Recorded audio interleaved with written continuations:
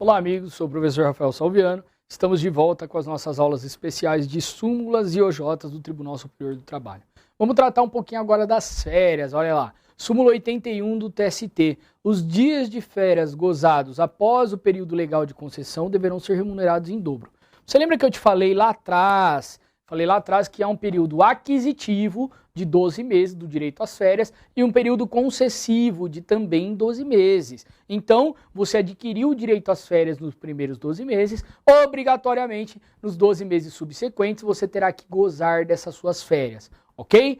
E se o empregador, ele não colocar você nas férias nesse próximo período de 12 meses? Se ele, por exemplo, está acabando esse período de 12 meses e te coloca para fruir as suas férias, e aí você faz 15 dias de férias no período correto e 15 dias fora do período concessivo. O que acontece? Bom, estes dias gozados aí, fruídos fora do período concessivo das férias, eles deverão ser pagos em dobro. Por quê? Porque a lei é clara no sentido de que terá que ser dadas as férias nos próximos 12 meses ali do período aquisitivo, ok? Se gozou metade dentro e metade fora do período concessivo, aí vai ter que obrigatoriamente pagar em dobro esse direito às férias. Aqueles 15 dias serão pagos em dobro, é isso que está dizendo para a gente a súmula 81 do TST.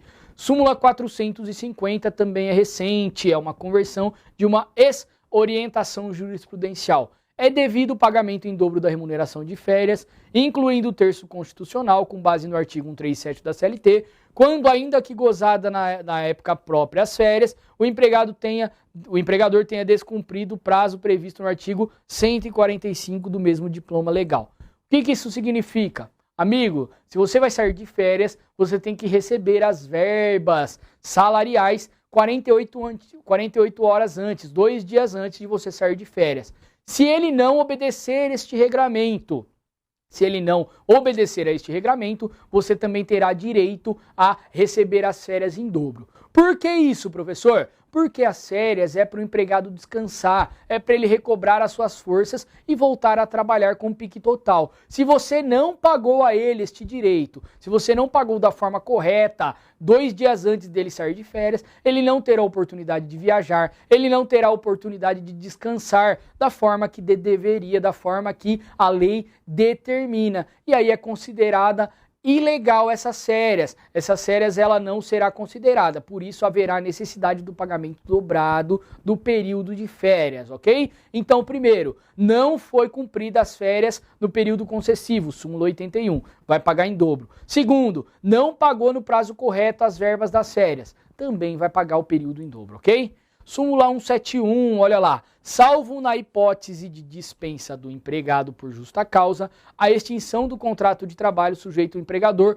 ao pagamento da remuneração das férias proporcionais, ainda que incompleto o período aquisitivo de 12 meses. Artigo 147. Então você trabalhou lá 6 meses e por algum motivo foi dispensado ou pediu as contas.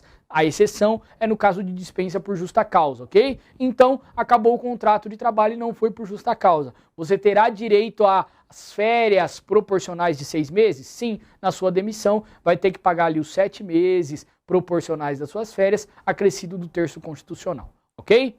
Súmula 261 do TST, férias proporcionais também. O empregado que se demite antes de completar 12 meses de serviço tem direito às férias proporcionais. Tá repetindo, né, amigo? É a mesma coisa, olha lá. Súmula 159 do TST, substituição de caráter não eventual e vacância do cargo. Enquanto perdurar a substituição que não tenha caráter meramente eventual, inclusive nas férias, o empregado substituído fará jus ao salário contratual o substituto fará jus ao salário contratual do substituído. Então, você colocou o seu funcionário de férias, um gerente de férias, e você pegou alguém ali da linha de produção e colocou como gerente, aquela pessoa vai receber o salário e demais vantagens pecuniárias enquanto estiver substituindo aquele camarada que saiu de férias.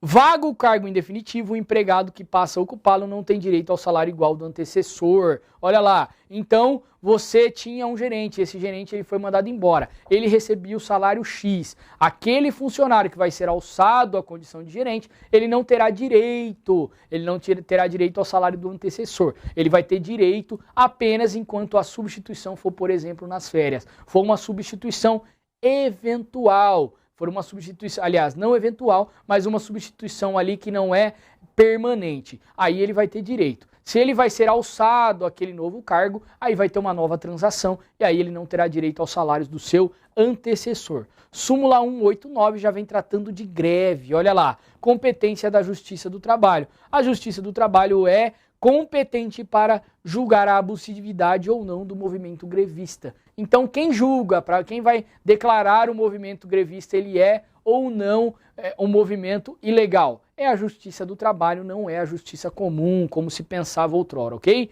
A OJ 10 da SDC, greve abusiva não gera efeitos. É incompatível com a declaração de abusividade de movimento grevista o estabelecimento de quaisquer vantagens ou garantias a seus partícipes, que assumiram os riscos inerentes à utilização do instrumento de pressão máximo. Então entrou de greve e a greve foi considerada ilegal, não vai ter qualquer benefício. Não adianta a Justiça, lá o Tribunal Regional do Trabalho, falar que vai ter que pagar 2, 3 dias de greve. A partir do momento em que se declarou a abusividade do movimento grevista, aí, meu amigo, um abraço. Os partícipes não terão qualquer direito em relação àqueles dias de falta, ok? O J11 da seção de dissídios coletivos, imprescindibilidade de tentativa pacífica de solução do conflito. É abusiva a greve levada a efeito sem que as partes hajam tentado, direta e pacificamente, solucionar o conflito que lhes constitui o objeto da greve. Então, vai fazer a greve, o sindicato obrigatoriamente tem que tentar negociar com a empresa. Não tentou negociar, essa greve ela vai ser considerada ilegítima. Por quê? Porque é o instrumento de pressão máxima dos trabalhadores. Então, antes de entrar de greve, é imprescindível que o sindicato procure a empresa e tente negociar o conflito, ok? Grupo econômico, OJ 411, olha lá, fala da sucessão trabalhista. O sucessor não responde solidariamente por débitos trabalhistas de empresa não adquirida, integrante do mesmo grupo econômico da empresa sucedida, quando, à época, a empresa devedora direta era solvente ou idônea economicamente, ressalvada a hipótese de má-fé ou fraude na sucessão. Então, olha lá, você comprou uma empresa de um outro grupo econômico. Existia um grupo econômico que estava indo bem das pernas, ele estava bom, não tinha qualquer problema. Você comprou uma empresa e depois aquele grupo econômico lá faliu. Você vai responder solidariamente por ter comprado aquela empresa em relação aos créditos daquelas outras empresas do grupo econômico? Não, desde que, é claro, você não tenha agido de má fé ou de que haja fraude na sucessão. Se agiu de má fé ou houve fraude, é claro que você vai responder também solidariamente pelos créditos das outras empresas por aquela aquisição, ok? Súmula 219, ela fala aí dos nossos honorários advocatícios. Só cabe na Justiça do Trabalho honorário. Na Justiça do Trabalho, a condenação ao pagamento de honorários advocatícios, nunca superior a 15%, não decorre simplesmente da sucumbência, devendo a parte concomitantemente. Então só vai ter sucumbência na Justiça do Trabalho quando A. Estar assistida por sindicato da categoria profissional. B. Comprovar a percepção de salário inferior ao dobro do salário mínimo. Encontrar-se em situação econômica que não lhe permita demandar sem prejuízo do próprio sustento ou da respectiva família. Então você vai ter que ter esses dois aqui, amigo. Você vai ter que estar assistido por sindicato da categoria e ser hipossuficiente. Você estar em condição econômica que não lhe permita litigar sem colocar em risco aí a subsistência própria ou da sua família. E aí será concedida a justiça gratuita. Um detalhezinho, tá? Um detalhe muito importante. O sindicato, quando vai lá fazer uma ação coletiva em nome dos seus substituídos, em nome dos classistas, ele também tem direito aí à sucumbência, ok? Grave esse detalhezinho. Então só vai ter direito aos honorários sucumbenciais quando no dissídio individual tiver assistido por sindicato e for insuficiente, ou no dissídio coletivo, quando o sindicato estiver litigando em razão aí dos seus classistas, ok? O 2, é cabível a condenação ao pagamento de honorários advocatícios em ação rescisória no processo trabalhista. Ação rescisória, a empresa tem lá que pagar algum direito ao trabalhador e foi reconhecido que aquilo vai ser de uma maneira constante, ou seja, vai continuar aquele pagamento, vai ser inserido em folha de pagamento. Se vai fazer uma ação rescisória, aí também terá os honorários sucumbenciais, ok? São devidos os honorários advocatícios nas causas em que o sindicato figure como substituto processual e nas lides que não derivem da relação de emprego. Amigo, então é o que eu acabei de te falar, o sindicato vai fazer uma ação coletiva, ele também tem direito aos honorários sucumbenciais. E nas lides que não derivem da relação de emprego. Professor, me dá um exemplo? Sim, você vai fazer uma ação anulatória. A sua empresa tomou uma multa e vai ter uma ação anulatória para anular aquela multa por algum motivo, ou por um erro, ou então por uma ilegalidade daquele auto de infração daquela multa. Neste caso, não deriva da relação de emprego. Então, neste caso, terá direito aí a parte que perder, vai ter que pagar os honorários sucumbenciais para outra parte, ok? Súmula 341, ainda dos honorários, agora só que de assistente técnico. A indicação do perito assistente é facultado às partes, a qual deve responder pelos respectivos honorários, ainda que vencedora no objeto da perícia. Então vai haver uma perícia e você pediu e você nomeou um assistente técnico. Ainda que você ganhe, quem vai pagar aquele perito é você. É uma faculdade sua. Você pode nomear assistente, mas se você nomear assistente, é obrigatoriamente você que vai responder pelos honorários daquele assistente, ok? E professor, e no caso do perito nomeado pelo juiz? No caso do perito nomeado pelo juiz, quem vai pagar os honorários periciais é quem perder, ok? Súmula 457, olha lá, súmula 457 ainda falando dos nossos honorários. A União é responsável pelo pagamento dos honorários de perito quando a parte sucumbente no objeto da perícia for beneficiário da assistência judiciária gratuita, observado o procedimento disposto no artigo 1º, 2º e 5º da Resolução 66 de 2010 do CSJT, do Conselho Superior da Justiça do Trabalho. Então, se a parte for beneficiária da justiça gratuita, quem vai pagar os honorários periciais será o Estado. O J98 da SDI 2 é ilegal a exigência de depósito prévio para custeio dos honorários periciais, dada a incompatibilidade com o processo do trabalho, sendo cabível mandado de segurança visando a realização da perícia, independente do depósito. Olha lá, então o juiz pediu para você depositar os honorários prévios e você fala, não vou depositar. Eu não vou depositar os honorários prévios. E aí você toca-se o processo sem fazer aquele exame pericial. Você pode entrar com mandado de segurança exigindo a efetivação da perícia, mesmo sem o depósito prévio? Pode, é perfeitamente possível. Os honorários prévios na Justiça do Trabalho são ilegais. Súmula 366 do TST, olha lá, fala um pouquinho do nosso cartão de ponto. Minutos que antecedem e sucedem. Há uma redação nova dessa súmula, então preste bastante atenção. Não serão descontadas nem computadas como jornada extraordinária as variações de horário do registro de ponto não excedentes de 5 minutos, observado o limite máximo de 10 minutos diários. Se ultrapassado esse limite, será considerada como extra a totalidade do tempo que exceder a jornada normal, pois configurado o tempo de disposição do empregado, não importando as atividades desenvolvidas pelo empregado ao longo do tempo residual, troca de uniforme, lanche e higiene pessoal. O que isso significa? Bom, o parágrafo 1º do artigo 58, ele fala que não será computada na jornada de trabalho os 5 minutos que antecedem e sucedem o início da jornada de trabalho e no fim da jornada de trabalho é a mesma coisa. Então, se você foi lá e bateu o ponto 5 minutos antes, você não ganha hora extra. Bateu o ponto 5 minutos depois, não é descontado esse tempo do seu salário. A mesma coisa no final, bateu o ponto 5 minutos antes, não vai ser descontado. Bateu o ponto 5 minutos depois, não vai ser pago hora extra, ok? Essa é a flexibilização que advém de lei. É assim que permite o parágrafo 1º do artigo 58. Entretanto, passou desse limite, passou desses 5 minutos, aí, amigo, vai contar tudo como hora extra, ok? Mesmo que seja ali de troca de uniforme, mesmo que seja para lanche e higienização pessoal. tudo isso daí passou de 10 minutos, passou de 5 na entrada e 5 na saída, vai ser computado na jornada de trabalho e vai pagar o tempo total,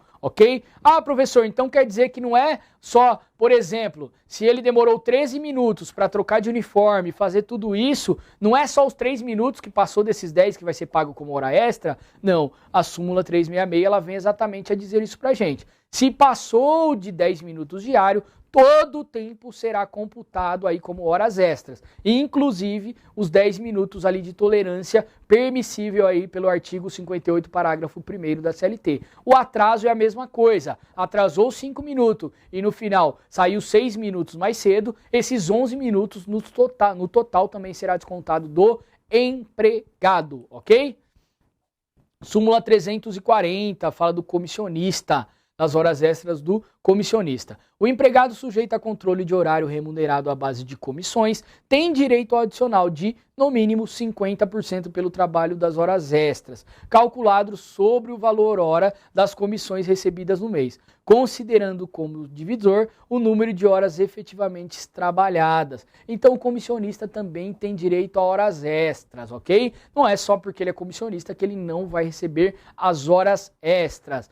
O artigo 347, ele fala das horas extras habituais. O cálculo do valor das horas extras habituais, para efeito de reflexos em verbas trabalhistas, observará o número de horas efetivamente prestadas e a ele aplica-se o valor do salário hora da época do pagamento daquelas verbas. Olha que legal, vai aplicar para se verificar o salário hora a época do pagamento das horas extras. Então, naquela época ele recebia tanto, é deste tanto que vai ser calculado as horas extras que ele terá que receber. A súmula 291, a supressão, muito interessante essa súmula também. A supressão total ou parcial pelo empregador do serviço suplementar prestado com habitualidade durante pelo menos um ano assegura ao empregado o direito à indenização correspondente ao valor de um mês das horas suprimidas, total ou parcialmente, para cada ano ou fração, igual ou superior a 6 meses de prestação de serviço acima da jornada normal. Então, se você está submetido às horas extras habituais durante um ano,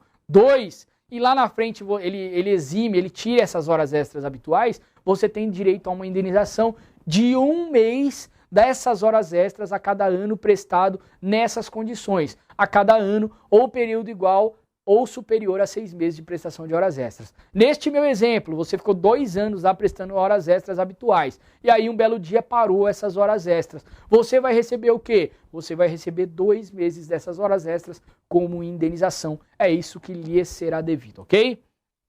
O cálculo observará a média das horas suplementares dos últimos 12 meses, anteriores à mudança, multiplicada pelo valor de horas do dia da supressão, ok? É assim que a gente faz essa conta. Olha lá, intervalo interjornada, bastante importante também. O desrespeito ao intervalo mínimo interjornada, prevista no artigo 66 da CLT, acarreta, por analogia, os mesmos efeitos previstos no parágrafo 4º do artigo 71 da CLT e a súmula 110 do TST, devendo ser pago a integralidade das horas que foram subtraídas do intervalo acrescidas do respectivo adicional. Então olha lá, intervalo interjornada, é o intervalo entre uma jornada e outra, ok? E aí foi suprimida as horas do intervalo interjornada. Você vai ganhar a totalidade daquelas horas suprimidas. É isso que está falando a nossa OJ 355 da SDI1 do TST. Súmula 118, olha lá, jornada de trabalho, horas extras ainda. Os intervalos concedidos pelo empregador na jornada de trabalho, não previstos em lei, representam tempo à disposição da empresa, remunerado como serviço extraordinário, se acrescidos ao final da jornada. Então, olha lá, a pessoa que trabalha em condições normais de trabalho, ela tem lá, trabalhando 8 horas, direito a 1 hora de intervalo. Mas aí você fala, bom, eu não vou dar essa 1 hora de intervalo. Aliás, eu dou essa 1 hora de intervalo, mas eu dou mais meia hora de manhã e meia hora à tarde para ele descansar. E aí eu vou tirar isso da jornada de trabalho, eu vou subtrair e ele vai trabalhar 2 horas, folgar meia hora, trabalhar mais 2 horas, folgar 1 hora e à tarde a mesma coisa. esta meia hora, ela pode ser excluída da jornada de trabalho? Não, isso aí é intervalo que não está na lei. Se não está na lei, é tempo de trabalho. E aí, neste nosso caso, se ele entrar com uma ação, ele vai ganhar 1 hora ali por dia. Por quê? Porque o intervalo não previsto em lei, ele será computado na jornada de trabalho. Não é que nem o intervalo que decorre de lei, que aí ele é excluído da jornada de trabalho, ok? Continuando, súmula 376, item 1. A limitação legal da jornada suplementar a 2 horas diárias não exime o empregador de pagar todas as horas trabalhadas. Amigo, é claro, né?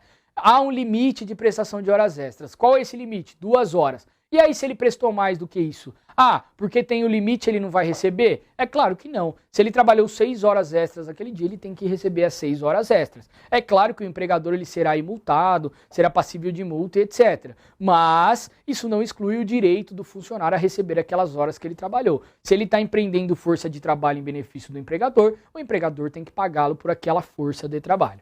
O valor das horas extras habitualmente prestadas integra o cálculo dos haveres trabalhistas, independente da limitação prevista no caput do artigo 59 da CLT. Olha lá, então o valor das horas extras prestadas integra todos os cálculos trabalhistas, ok? Independente dessa limitação. Então aquele nosso camarada, ele presta 4 horas extras todo dia. Essas 4 horas extras, elas vão entrar aí nos cálculos trabalhistas, se elas forem habituais? É claro, vai ganhar 4 horas no DSR, vai ganhar 4 horas lá nas férias, vai gerar reflexo em tudo. Não é porque o limite legal é ultrapassado que ele não vai ter esse direito, ok? Em benefício do trabalhador. Ainda em horas extras, súmula 370. Tendo em vista que as leis 3.999 e 4.950-A não estipulam a jornada reduzida, mas apenas estabelecem o salário mínimo da categoria para uma jornada de 4 horas para os médicos e de 6 horas para os engenheiros, não há que se falar em horas extras, salvo as excedentes à 8ª, desde que seja respeitado o salário mínimo hora das categorias. Então olha lá, essas duas leis, 4.950-A e 3.999, ela traz uma jornada diferente para o médico e para o engenheiro. Um salário diferente para o médico e engenheiro. Ela fala lá, olha, o salário do médico tem que ser de tantos salários mínimos para aquele que trabalha até 4 horas por dia. O salário do engenheiro tem que ser de tantos salários mínimos para aquele que trabalha até 6 horas por dia. Acima disso, ele pode trabalhar até 8 horas por dia? Pode, não tem problema, mas aí ele vai ter que receber por essas horas trabalhadas a mais. E se ele não receber, aí vai ter que ser pago como hora extra, ok? Por quê? Porque a lei fala lá, por exemplo, eu vou te dar um exemplo para ficar bem claro isso daí. Um engenheiro, ele tem direito a ganhar 5 salários mínimos para trabalhar até 6 horas. Então ele vai trabalhar 6 horas, 5 salários mínimos, é obrigado a receber isso daí.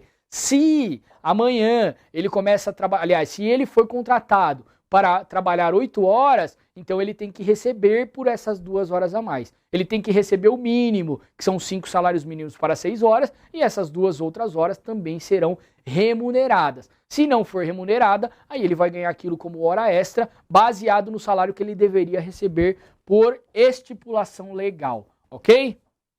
Súmula 449 do TST. A partir da vigência da Lei 10.243 de 2001, que acrescentou o parágrafo 1º ao artigo 58 da CLT, não mais prevalece a cláusula prevista em convenção ou acordo coletivo que elastece o limite de 5 minutos que antecede e sucede a jornada de trabalho para fim de apuração de hora extra. Amigo, antes havia convenção e acordo coletivo que falava, olha, sabe aquele tempo de 5 minutos antes e 5 minutos depois da jornada, que o artigo 58 ele permite? Então, eu sou um sindicato bonzinho, eu permito 10. Não pode mais. Depois da vigência desta lei, é proibido. E até é proibido por quê? Porque tudo que vai contra a lei, a nossa convenção, o nosso acordo coletivo não pode fazer. Pode dar mais garantias ao trabalhador, nunca menos do que o determinado em lei. Lembrando sempre que nossos direitos, aqui na nossa área jurídica, especificamente no direito do trabalho, elas são irrenunciáveis em sua grande maioria, ok? Súmula 338, olha lá. Bastante importante essa súmula também que trata aí da jornada de trabalho. É ônus do empregador que conta com mais de 10 empregados o registro de jornada de trabalho na forma do artigo 74, parágrafo 2º da CLT. A não apresentação injustificada dos controles de frequência gera presunção relativa de veracidade de jornada de trabalho, a qual pode ser elidida por prova em contrário. Amigo, olha só, quem tem mais de 10 funcionários, a empresa que conta com mais de 10 funcionários, ela tem que ter o registro de ponto dos seus funcionários. Então tem que ter lá um registro de ponto, tem que ter o registro manual, tem que ter o registro digital, algum registro de ponto ela tem que ter, ok? Então conta com mais funcionários, com mais de 10 funcionários, é ônus desta empresa comprovar a jornada de trabalho do obreiro.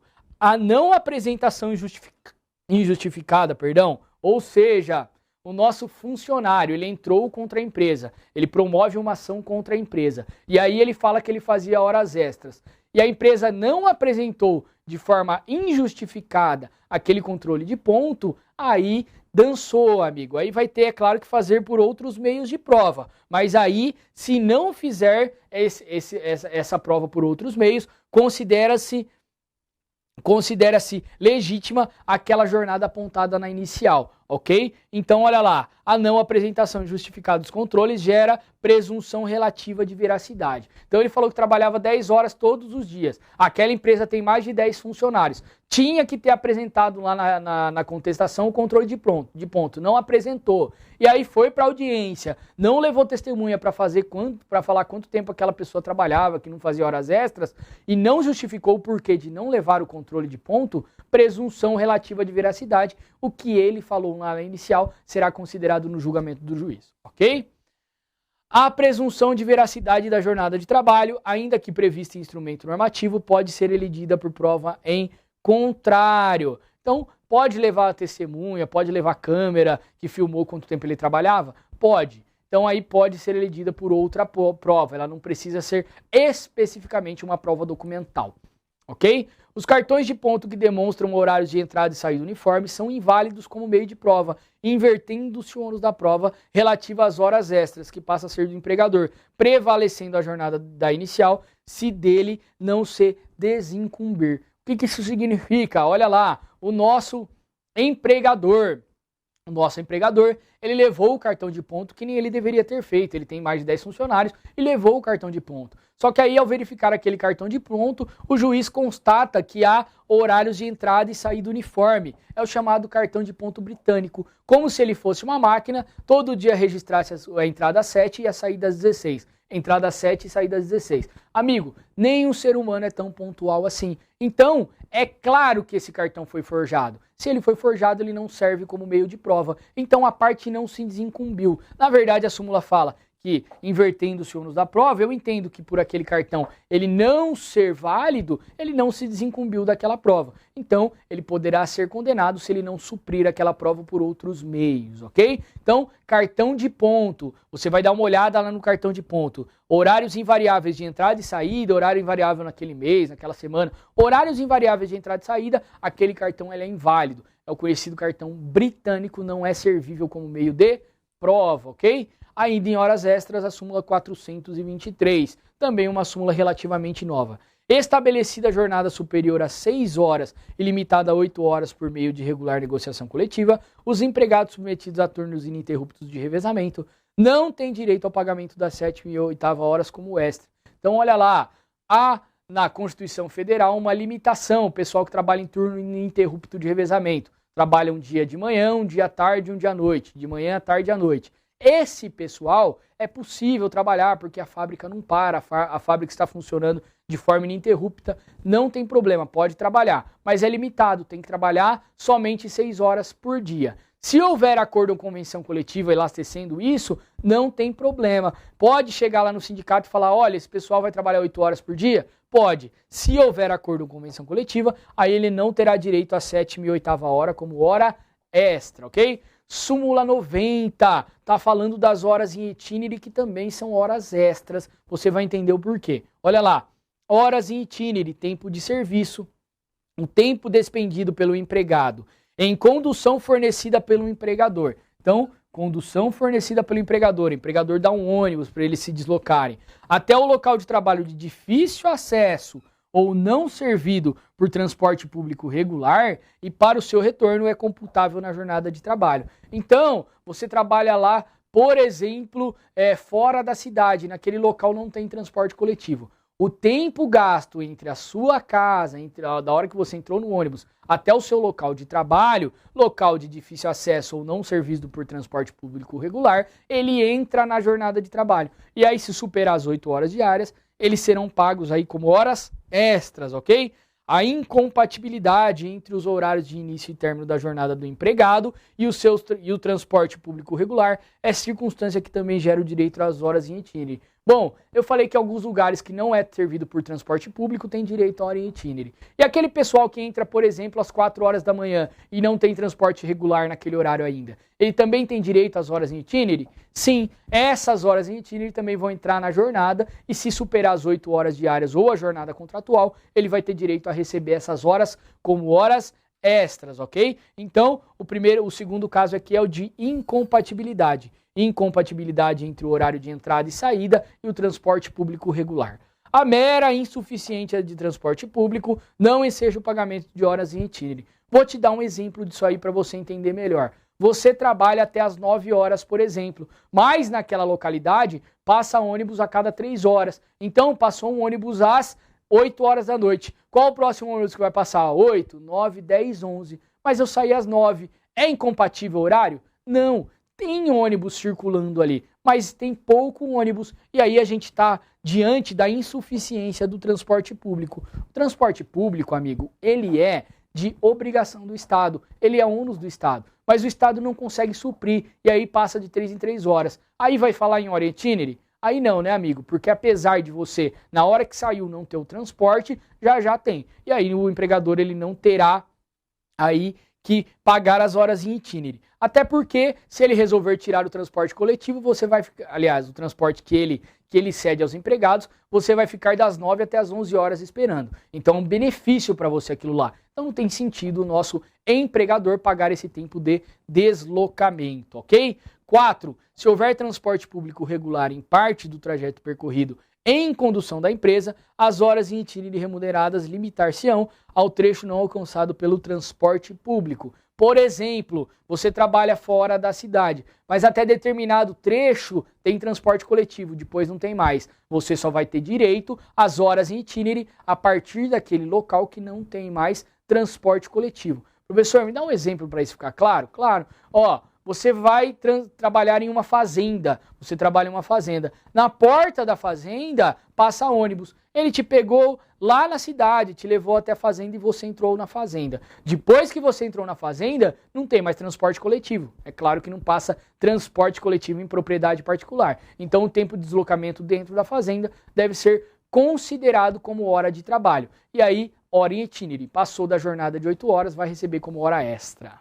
Ok? 5. Considerando que as horas em itinerário são computáveis na jornada de trabalho, o tempo que extrapolar a jornada legal é considerado como extraordinário e sobre ele deve incidir o adicional respectivo. O que isso quer dizer? Que se você pegar o seu tempo de deslocamento, da ida e na volta, você tem direito a preencher os requisitos, local de difícil acesso, não servido por um transporte público ou incompatível com o transporte público, aí você somou 15 minutos antes, 15 minutos no final, você somou e a sua jornada não foi mais do que 8 horas, ou a sua jornada não foi além da jornada contratual. Aí não vai pagar horas em itinerário. As horas em itinerário, elas devem ser incorporadas à jornada. E aí, se extrapolar a jornada normal, vai receber, se não extrapolar, não recebe, ok? Súmula 320. O fato de o empregador cobrar parcialmente ou não a importância pelo transporte fornecido para local de difícil acesso ou não servido por transporte regular, não afasta o direito à percepção das horas em itinerário. Amigo, isso aqui é manobra, né? Ah, eu vou cobrar 6% lá, aliás, eu vou cobrar um percentual de 6%, que é o limite legal, do salário desse funcionário, para me ajudar a custear esse deslocamento, aí eu não vou pagar as horas em itinerário? Amigo, não pode, né? Tem horas em itinerário e vai pagar, ainda que você desconte lá do funcionário os 6% permitido pela lei para ajudar no custeio aí do Vale Transporte e neste caso aqui, é claro, do nosso transporte coletivo fornecido pelo empregador, ok? Amigo, Ficamos por aqui. Nas nossas próximas aulas, nosso próximo bloco, vamos tratar aí de intervalo entre a jornada, que também é bastante importante. Essa súmula 437, ela chove nos nossos concursos públicos, ok? Uns bons estudos a vocês, um grande abraço e até a nossa próxima aula.